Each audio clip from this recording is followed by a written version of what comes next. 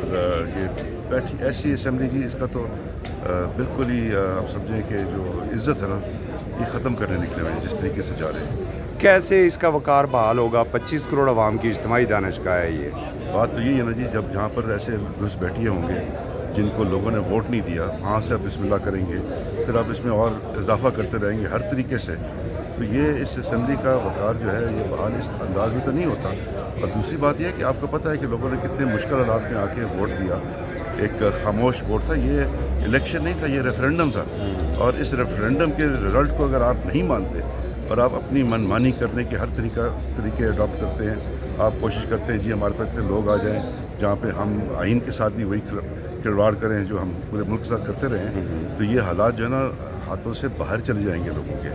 اور اسی کا ہمیں خوف ہے. ایک ہی بندہ ہے جو اس حالات کو سنبھال سکتا ہے اور اس کی وجہ سے ہم آج سب اسمبلی میں بیٹھے ہیں. اس کو ہم نے وہاں پٹیالہ سے باہر نکالنا ہے.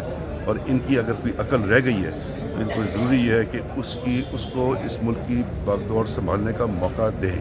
اس کے راستے میں رکاوٹ اور عوام کے راستے میں رکاوٹ نہ بنے. بالکل صحیح. بہت بہت مبارک ہو آپ کو.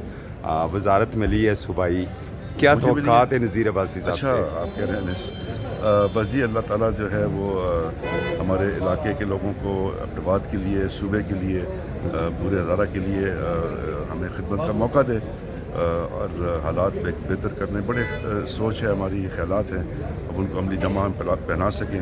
میری تو یہ توقعات ہیں جی نذیر عباسی صاحب سے اور دوسروں سے بھی. بہت شکریہ.